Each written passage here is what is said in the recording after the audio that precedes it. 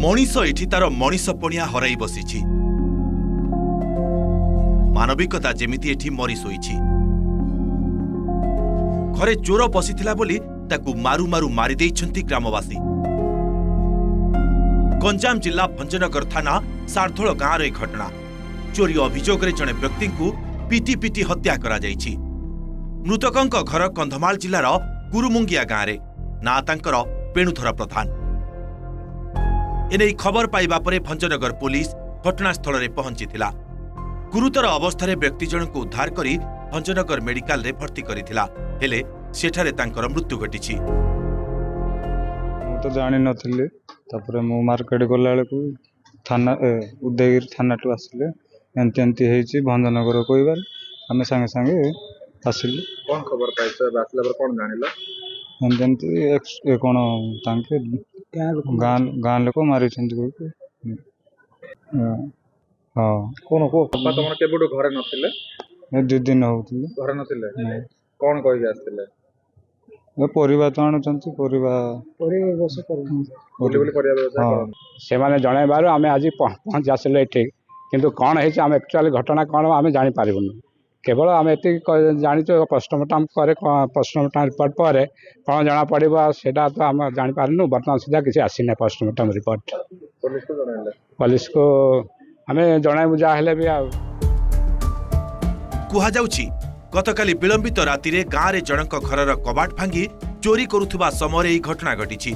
जणे चोरी करुथुबा बेले अन्य जणे युवक बाहर जगिथिले। हेले गाँ लोके पाटितुंड करिबारु अन्य जनक खसी जाइथिले किंतु बेणुधरंकु धरि पकाइथिले ग्रामवासी। परे ग्रामवासी माने बेणुधरंकु पिटी पिटी हत्या करिथिबा अभियोग करिसेंति तांका परिवार लोके। अभियोग को भित्ति करी भंजनगर पुलिस सारधोल गाँव रे पहुंची 30 रु अधिक युवकंकु उठाई आनी अटक रखिछि। आउ गाँव रे पुलिस छाउनी होइथिबा बेले सारा गाँ एबे पुरुष शून्य होई जाइछि। सकाल देखला पुलिस आसिलेनी से लोकटा बांधी रखाई देला। पुलिस नेले ताऊ पचारले तो को गाँ से कहला उद्योगरी तापर पुलिस नेले। आ कोन हेतला स्थिति कोन थिला देखिला स्थिति हेले चोरी तो हेतिला से पुरु पड़ी डेंगिरी गोड़ भागी जेली कहले को घरो ए से कणी घरटा चोरी हेछि। हां हां कोन ता घर कबर ताड़ दीछि।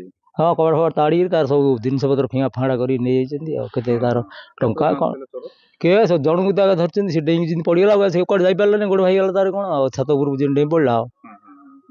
ओसी न जाई पारे पुलिस सकाळ देखिले गां लोक ताको गां लोक तो राति रे गाणले रोसे गुराडी हां बांधिले। हां एवं प्राथमिक तदंत जना पड़ा जे सारदोल गाँव किसी व्यक्ति निर्मम भाव में माड़ मारी एमती अवस्था करते जो से घटना माने घटनास्थल जो मेडिकल आने मेडिकल से मृत्यु घटला। एवं ये जना पड़ा जे से जो मृत्यु होती सी होती जी उदयगिरी थाना कुरुमंगिया गाँव बेणुधर प्रधान बोली। एवं से जिते जना पड़ा कहीं से रात आसते से जना पड़ा जे चोरी चोरी उद्देश्य से आसी जो अटक रखी माने मर्मन्तुत माड़ मारी एमती अवस्था कर घटना एत पर्यटन 20 जन आरेस्ट होती आहरी भी अच्छा माने त्वरित पदक्षेप नहीं। पुलिस प्रति घरे पहुंची प्रति घरे पुलिस पहुंची सबू जो माने ये हत्यारे संपृक्त थिले सेमानंको उठाई नौथुबा चित्र आमे आपनको देखाउछु। भंजनगर थाना सारदोल गाँव राजेश कुमार पंडा, ओटीवी।